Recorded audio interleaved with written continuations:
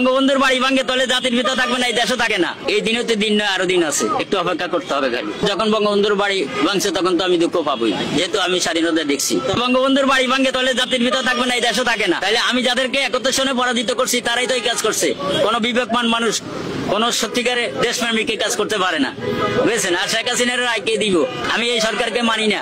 তাহলে আমার এখানে যদি কেউ বিএনপির লোক থাকে, আমার মারিয়া লাইলে মারিয়া লাগ, অসুবিধা নেই। আমার যদি মাথা বাড়ায় বাড়িতে, তাও আমি রাজি, কোনো সমস্যা নাই।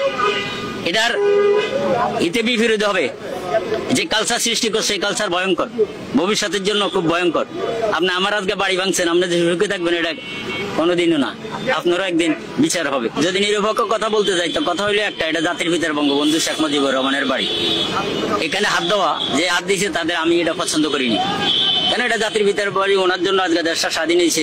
আমি নিজেই বঙ্গবন্ধুরে দেখছি, ভালোভাবে দেখছি। তো এর বাড়ি তো পোড়ান, এর উপরে এত অত্যাচার কেন?